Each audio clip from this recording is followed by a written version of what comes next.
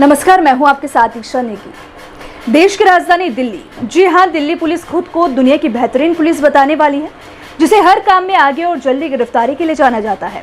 अब चाहे वो 19 दिसंबर को हुए CA/NRC प्रदर्शन हो या फिर PM मोदी पर वैक्सीन को लेकर सवाल करते हुए पोस्टर लगाने वाला मामला हो, दिल्ली पुलिस ने बड़ी ही जल्दी और सतर्कता के साथ इन लोगों को तुरंत गिरफ्तार किया। लेकिन वही दिल्ली पुलिस के जब जंतर मंतर में मुस्लिमों के खिलाफ बेहुदा और काटने वाले नारे लगाए जा रहे थे, इतना ही नहीं, वीडियो में तमाम दंगाई चेहरे भी सामने थे। लेकिन दिल्ली पुलिस द्वारा FIR अज्ञात में की जा रही है। मोदी जी क्या अब कानून व्यवस्था ऐसे चलेगी? दरअसल देश की राजधानी दिल्ली में संसद से 2 कदम की दूरी पर दिल्ली पुलिस के सामने दंगाई नाच रहे थे और पुलिस तमाशा देख रही थी, क्योंकि उन दंगाइयों का जो लीडर था वो भारतीय जनता पार्टी का था और उस नेता का नाम है अश्विनी उपाध्याय। वो अश्विनी उपाध्याय जो दिल्ली BJP के पूर्व प्रवक्ता हैं और सुप्रीम कोर्ट के वकील भी हैं।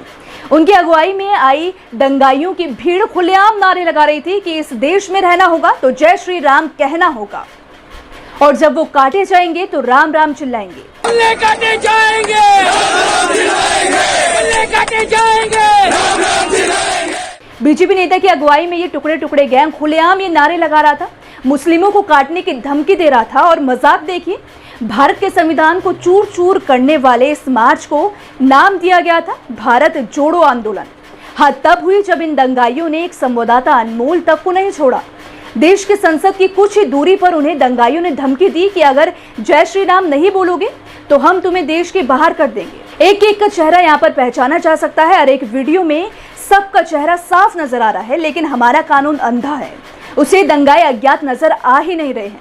दिल्ली पुलिस के सिपाहियों के सामने ये सब कुछ खुलेआम चल रहा था, लेकिन दिल्ली पुलिस की हिम्मत नहीं हुई कि इन्हें रोका जा सके, क्योंकि भाई इनको सत्ताधारी पार्टी नेता की जो परमिशन मिली थी। देश के संसद से कुछ ही दूरी पर ही मुस्लिमों के खिलाफ जो नारे लगे हैं, उससे सारी दुनिया में संवैधानिक मुल्क की बदनामी हुई है। BJP के नेता अश्विनी उपाध्याय की ओर से आयोजित कार्यक्रम में मुसलमानों के नरसंहार की बात की गई थी, लेकिन सवाल सबसे बड़ा खड़ा हो रहा है कि दिल्ली पुलिस पर कि जब ये लोग नारेबाजी कर रहे थे तो वो कहाँ थी?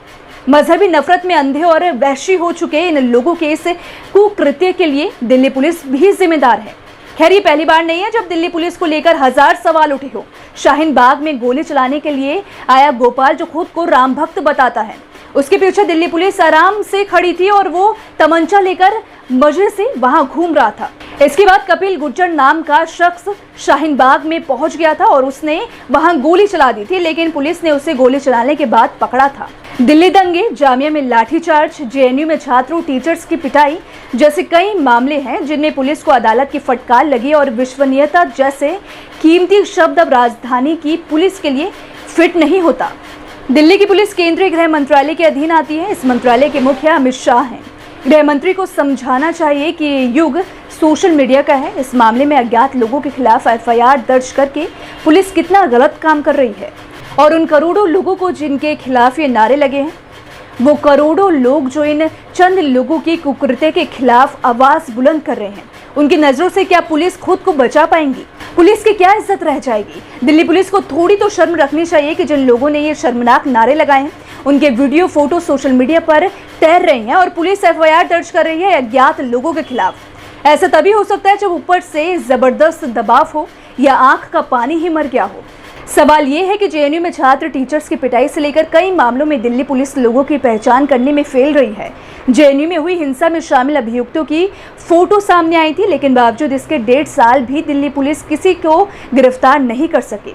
एक सवाल ये भी कि क्या होता अगर यही नारे मुस्लिम समुदाय लगाता हिंदुओं के खिलाफ, तो बड़ी जल्दी दिल्ली पुलिस इन पर UAPA लगा देती, इन्हें आतंकी घोषित कर देती।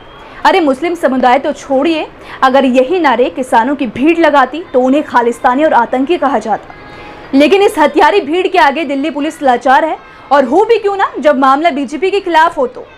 और अंत में यही कहा जाना चाहिए कि दिल्ली पुलिस अपने गिरेबान में झांके, पुलिस की वर्दी पहनते वक्त जनता की सुरक्षा की जो शपथ ली है उसे याद करें, वरना जिस तरह ऐसे दंगाइयों को लगातार खुला घूमने की मनमर्जी करने की आज़ादी दी जा रही है, उससे साफ है कि राजधानी के साथ ही देश भर में सांप्रदायिक माहौल खराब होगा और पूरी दुनिया में भारत और भारतीयों की इज्जत नीलाम होगी। इस वीडियो में मेरे साथ फिलहाल इतना ही। अगर आपको मेरा ये वीडियो पसंद आया हो तो इसे लाइक शेयर जरूर करें, साथ ही मेरे चैनल को सब्सक्राइब करना ना भूलें।